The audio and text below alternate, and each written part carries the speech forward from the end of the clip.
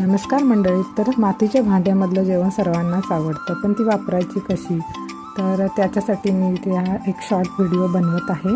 तर इथे मी काही नवीन मातीची भांडी आणलेली आहेत, तर ती वापरण्यापूर्वी कोणती प्रोसेस करायची आहे हे तुम्हाला मी यामध्ये सांगणार आहे. आता ही सर्व मातीची भांडी आपल्याला 7 ते 8 तासासाठी पाण्यामध्ये भिजवून ठेवायची आहेत. आता इथे मी टब चेंज केला कारण त्यामध्ये ती सर्व मावत नव्हती यासाठी. आता ही सर्व मातीची भांडी चांगली मी 7 ते 8 तास पाण्यामध्ये भिजवून घेतलेली आहेत.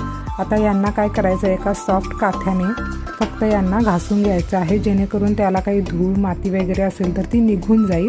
तर याच पद्धतीने मी कोणतंही लिक्विड किंवा डिटर्जंट न वापरता फक्त स्क्रबरने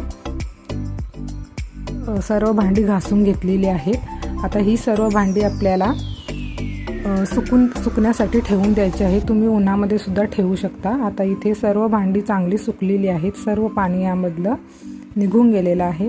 तर एका प्लेटमध्ये मी आपलं जे फोडणीसाठीचं तेल खायचं असतं ते घेतलेलं आहे. एका कॉटनने या सर्व मडक्यांना आतून आणि बाहेरून तेल लावून घ्यायचं आहे. तेल लावण्याचं कारण इतकंच की आपण जेव्हा गॅसवरती वापरतो तेव्हा त्याला तडे जात नाहीत. हे तेल चांगलं शोषून घेण्यासाठी यालासुद्धा 7 ते 8 तास ठेवून द्यायचं आहे. आता हेच मी एका टपामध्ये ठेवून दिलं होतं, तर इथे सर्व तेल या मडक्याने शोषून घेतलेलं आहे. आता आपल्याला काय करायचं आहे, या मडक्यामध्ये पाणी उकळून घ्यायचं आहे. आता ही प्रोसेस आपल्याला 2 वेळा करायची आहे, जेणेकरून सर्व काही त्यामध्ये बनताना वगैरे काही पार्टिकल्स असतील किंवा एखादं मडकं जर कच्चं असेल तर ते इथेच आपल्याला कळून जातं किंवा ते तापल्यानंतर थोडीशी तडा जाते. तर पाणी उकळून घेतल्यामुळे ते अजून पक्कं होतं.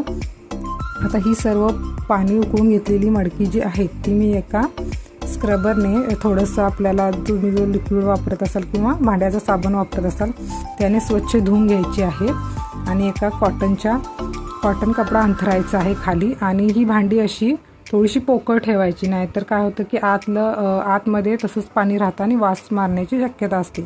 आता ही सर्व भांडी आपली जेवण बनवण्यासाठी तयार आहेत.